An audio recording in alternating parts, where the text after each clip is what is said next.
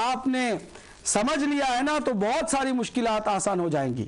اور یہ ہم آپ کو صحیح بخاری سے سنا رہے ہیں تاکہ کوئی یہ نہ کہے کہ وہ ضعیف تھی، یہ ضعیف تھی، اس روایت کو ہم نہیں مانتے، اس حدیث کو ہم نہیں مانتے. یہ صحیح بخاری ہے. ایک بار پھر میں آپ کو دکھا رہا ہوں. صحیح بخاری جلد دوم اور پھر مکتبہ رحمانیہ اردو بازار لاہور سے جو چھپی ہے. اب آپ نے اس کو دیکھا. اب اس کے بعد آپ کو میں اس کی عبارت سناتا ہوں. کتاب بدء الخلق اور اس کے بعد جلد دوم کے یہ صفحہ نمبر 296 حدیث نمبر 572. حدیث میں سند یہ بیان کی جا رہی ہے. حدثنا محمد بن کثیر اخبرنا سفیان حدثنا المغیرۃ بن نعمان. ہمیں حدیث سنائی محمد بن کثیر نے اور خبر دی ہے محمد بن کثیر کو سفیان نے، اور سفیان نے حدیث کی ہے مغیرہ بن نعمان سے. قال مغیرہ بن نعمان نے کہا حدثنی سعید بن جبیر، مجھے حدیث سنائی یہ سعید بن جبیر نے. کس سے؟ عن ابن عباس رضی اللہ عنہما عن النبی، ابن عباس سے، اور ابن عباس نے نقل فرمایا ہے خود رسالت مآب صلی اللہ علیہ وآلہ وسلم سے کہ فرمایا قال انکم تحشرون حفاتا عراتا غرلا ثم قرأ كما بدأنا اول خلق نعيده وعدا علینا انا كنا فاعلین. یہ قرآن مجید کی آیت ہے. اس آیت سے پہلے حضور نے فرمایا کہ تم روز محشر برہنہ محشور ہونے والے ہو. اس عبارت کو میں جو ترجمہ ہوا ہے من وان سنانا چاہتا ہوں.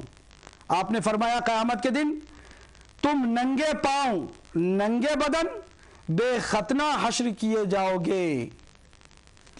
اب ذرا دیکھیے اس بات کو آپ سمجھیے کہ تم ننگے بدن اور ننگے پاؤں اور بے ختنہ حشر کیے جاؤ گے.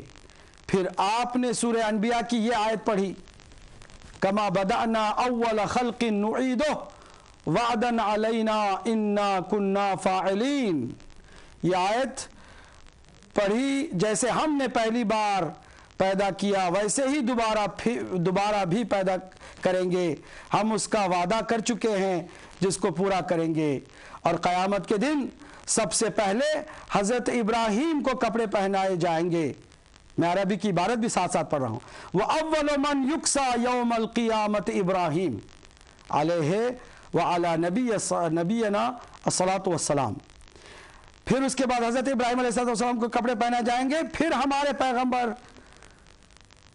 صلی اللہ علیہ وآلہ وسلم کو یہ لباس ملے گا. وَإِنَّ أُنَاسًا، اب اس کے بعد فرماتے وَإِنَّ أُنَاسًا مِنْ أَصْحَابِي.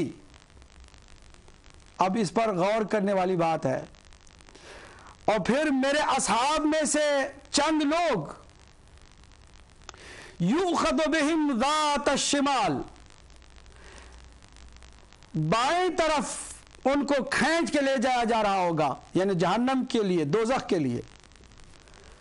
تو میں اس وقت فرماؤں گا فاقول اصحابی اصحابی، اے فرشتوں کہاں ان کو لے جاتے ہو؟ یہ تو میرے صحابی ہیں، میرے صحابی ہیں.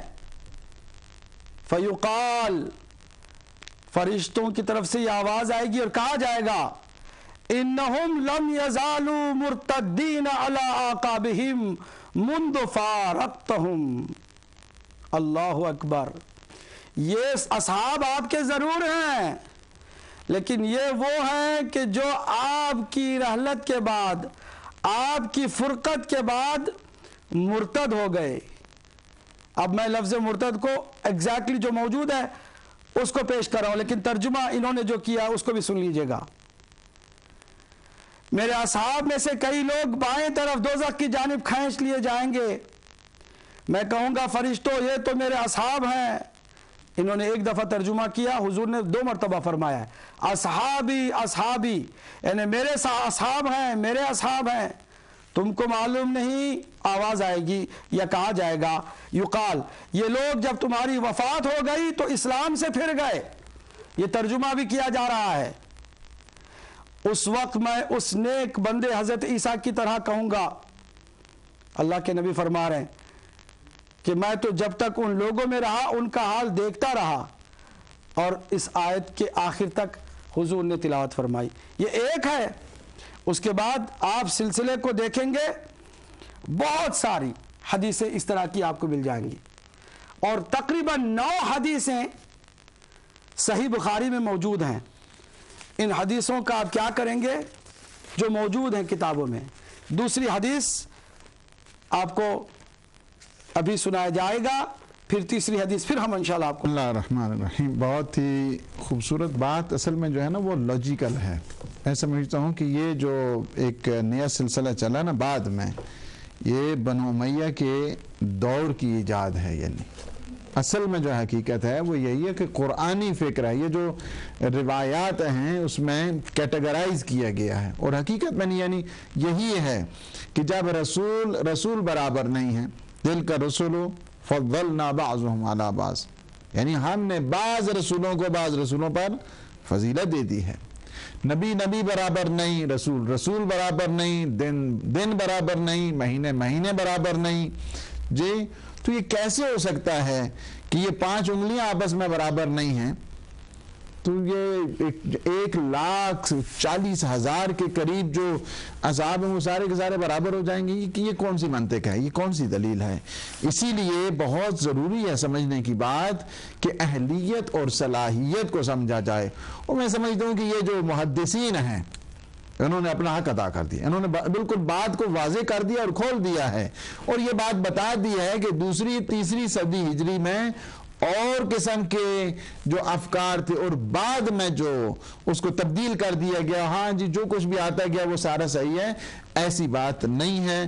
بلکہ درجات اصحاب میں بھی موجود ہیں جس طرح سوائق مورکہ میں کہا گیا, اور درجات جو اصحاب میں موجود ہیں جس طرح روایات اور احادیث اور محدثین اور مفکرین اور مشائخ اعظام نے بتا دیا ہے.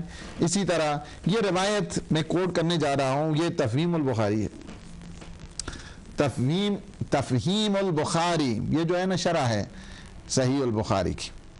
صحیح بخاری کی ہے, اور جسے امام اسماعیل بخاری انہوں نے اس کو لکھا ہے, اور بہت ہی مہم کتاب ہے اہل تسنن میں. اور اس میں بہت ہی یعنی پائے کی جو کتابیں ہیں, اور سیاستہ میں بھی جو ہے نا وہ ایک کتاب جو ہے وہ صحیح بخاری ہے.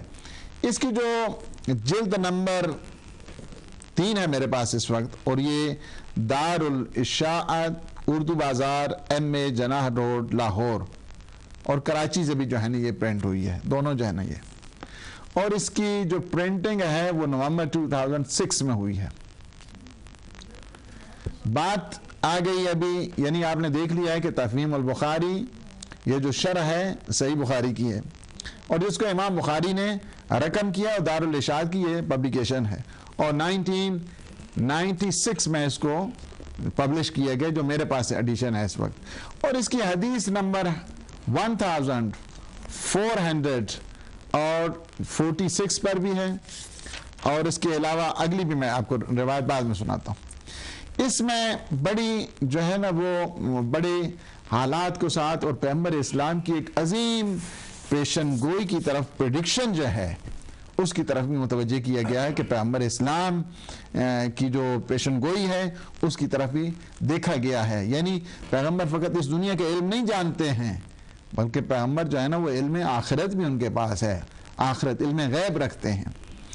حدثنی محمد بن بشار حدثنا انذر حدثنا شعبۃ عن المغیرہ ابن نعمان عن سعید ابن جبیر عن ابن عباس رضی اللہ تعالیٰ.